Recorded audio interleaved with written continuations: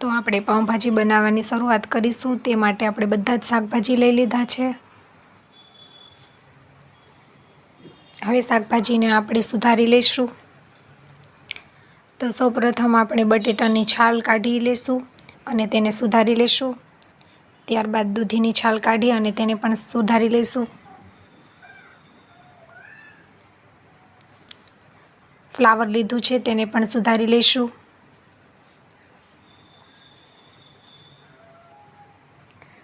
બધું ઝીણું ઝીણું સુધારવાનું છે જેથી વહેલું બફાઈ જાય. અને હવે આપણે બીજા બધા પણ ફોલેલા શાકભાજી ઉમેરીશું. થોડું એવું રીંગણું ઉમેરીશું.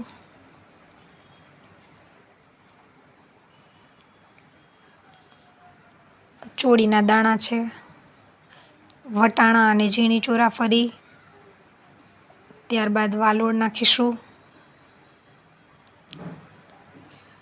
બસ બધું શાકભાજી સારી રીતે કટ કરી લીધું છે. હવે તેને સારી રીતે ધોઈ નાખશું. પાણી પણ આપણે ગરમ બફાવા માટે કરવા મૂકી દીધું છે. તો પાણી થઈ ગયું છે.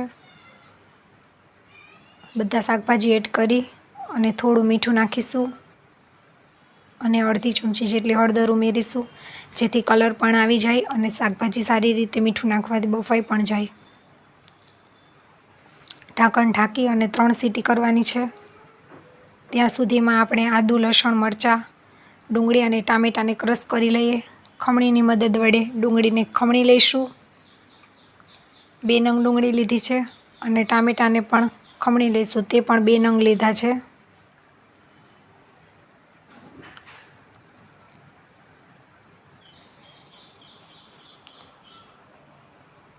બંને વસ્તુ ખમણાઈ ગઈ છે.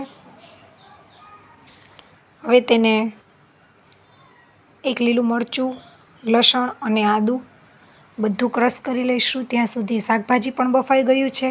તેને પણ મેશ કરી લઈશું અને પાણી સાથે જ મેશ કરવાનું છે.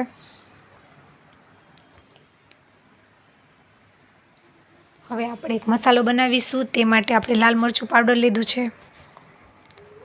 મીઠું, હળદર,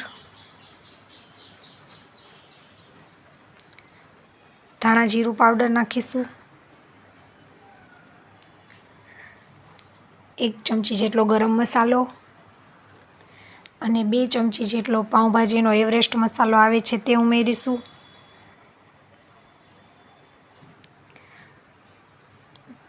મસાલો તમે ઓછા વધતા પ્રમાણમાં કરી શકો છો તમારા ટેસ્ટ મુજબ.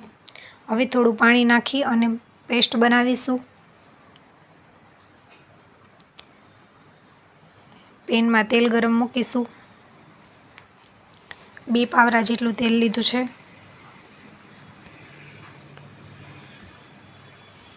અમૂલનું બટર ઉમેરીશું.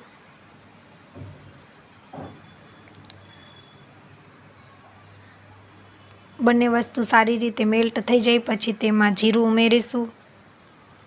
અડધી ચમચી જેટલી હિંગ નાખીશું. ડુંગળીની ખમણેલી ઉમેરીશું.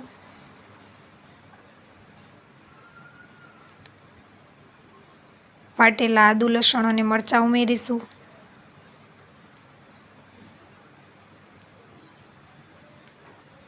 ડુંગળી અને આદું લસણની પેસ્ટ તળાઈ જાય તમે ટામેટું નાખીશું.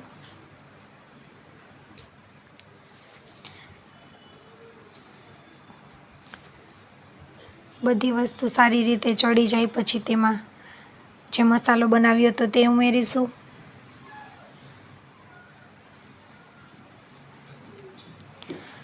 મસાલો અને ડુંગળી સારી રીતે સંતળાઈ જાય અને તેમાંથી તેલ પણ છૂટું પડી ગયું છે. તો હવે તેમાં બાફેલા શાકભાજી ઉમેરીશું.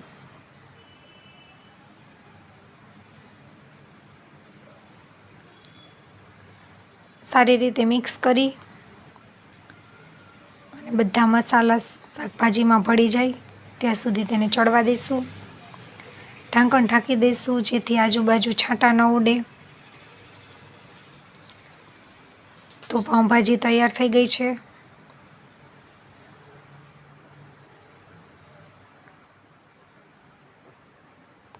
તેમાં લીંબુનો રસ ઉમેરીશું અને કોથમીર નાખી દઈશું.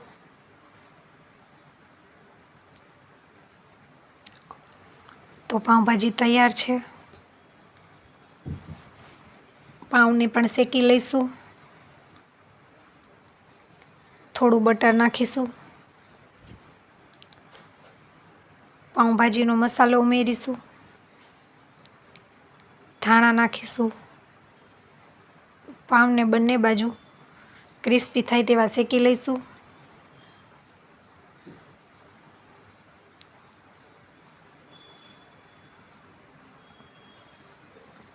અને પાપડ અને સલાડ સાથે સર્વ કરીશું.